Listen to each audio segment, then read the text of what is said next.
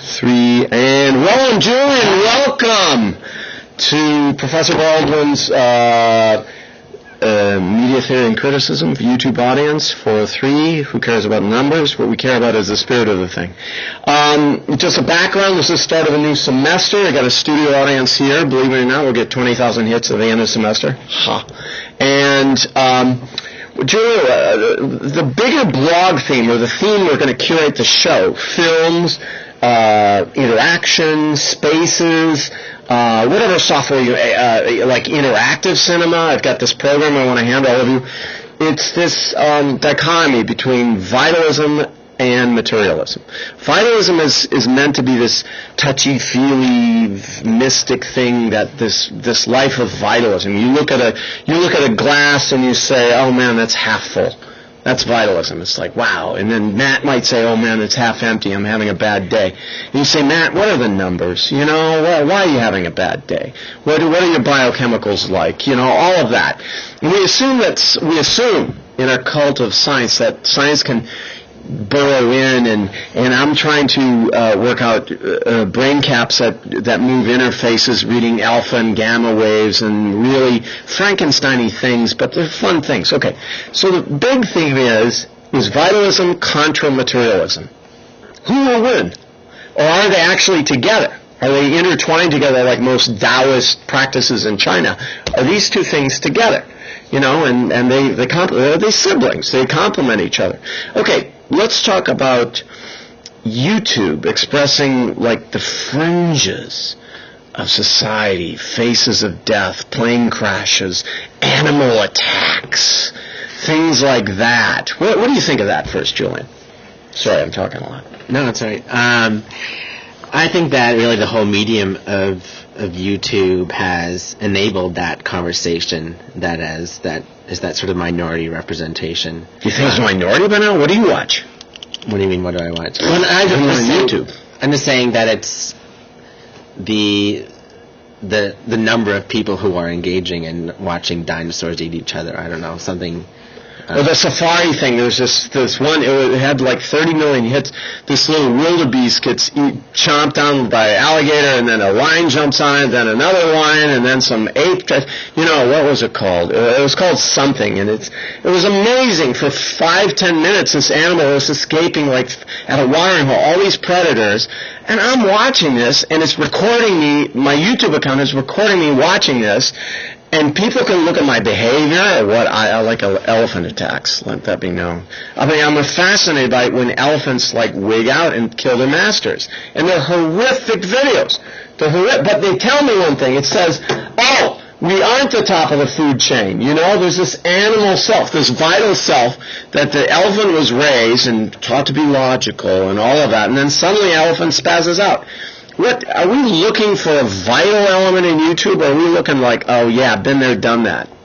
Well, I think you said it. You're looking at something that you would never see in your common day experience, walking out to your car. Is this reinforcing my prejudice that nature will always triumph? No, I think it's reinforcing your fascination with nature rather than the triumphant aspect. Who will win this time? Okay, what does it happen in your life, Julian, or a studio audience? What is... You feel like, oh yeah, I'm doing well, I've got it down, I'm taking biochem, I'm taking 9 sections of biochem, I'm doing calculus too, I'm doing this, I'm doing that, I'm running on top of it, and then train wreck. Where does that happen? How do you feel? I feel like if someone slapped me in the face and there's no air. You're suffocating, you just got whacked by life, and you're going like, why did the train wreck? To quote Mean Girls, it would feel like Mean Girls. swallowed a really big pill. No, it just didn't and they're like, it's like, oh, I could take 20 credits. Oh yeah, I could do 2 sections of calculus. Oh, I could do, you know what, atomic brain surgery, 300 level, and all of that. When does it happen, Laura?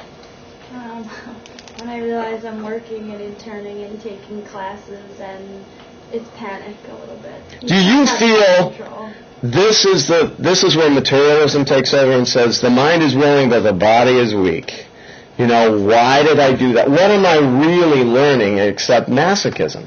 Do you feel that way? Yeah, because I think you're trying to juggle everything that maybe sometimes everything's not sticking enough. Juggle, the verb to juggle. Yeah, I feel like you're trying to, well, I'm thinking everything becomes what I can do a little bit of instead of what I can really. But you can do a little of it. Is this an industrial process? Chug, chug, chug, chug, chug, chug, chug. Like the Charlie Chaplin thing, the modern times where he's putting all the things on, or Lucy's like putting the cakes on and it's falling off, remember? Right? With chocolate kisses. Yeah, Lucy's putting the thing on, the conveyor belt, and she got that from Charlie Chaplin. Is your life like that, an assembly line in a factory?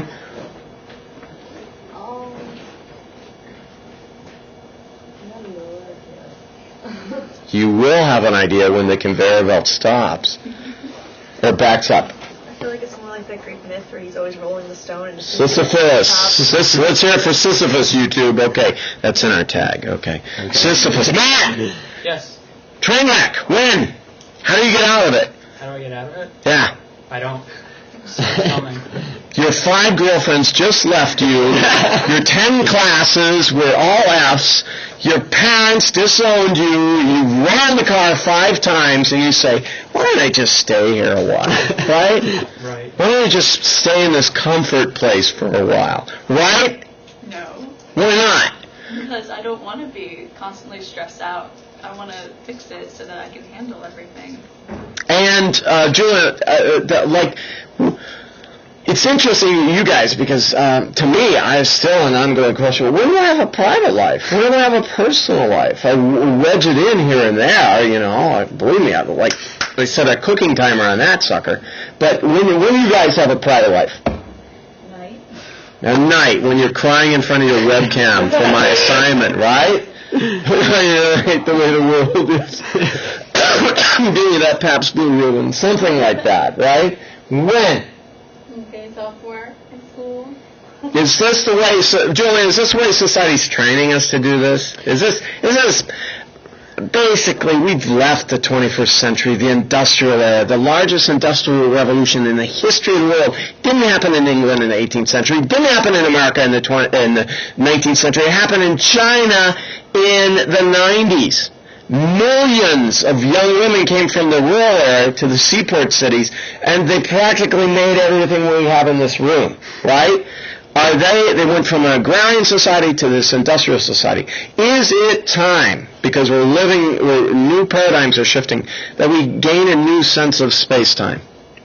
Well, it's funny you mentioned with all the credits, because sort of that mirrors my life. I'm taking 22 credits and 5 ensembles, and You're a musician? Yeah. All right. So I mean, for me, that equilibrium is jamming everything into a door, and everyone's sort of just wedged in there, not going through the door. But you told yourself you're an overachiever, right? Right. I know this, but I think that's your vitalism. I'm an overachiever. That's the culture that I think is given to us, that in order to achieve monetary success, which is how we measure success. Did these millions of Chinese rural women coming from the hinterland of China to the port city, is this their modus operandi too?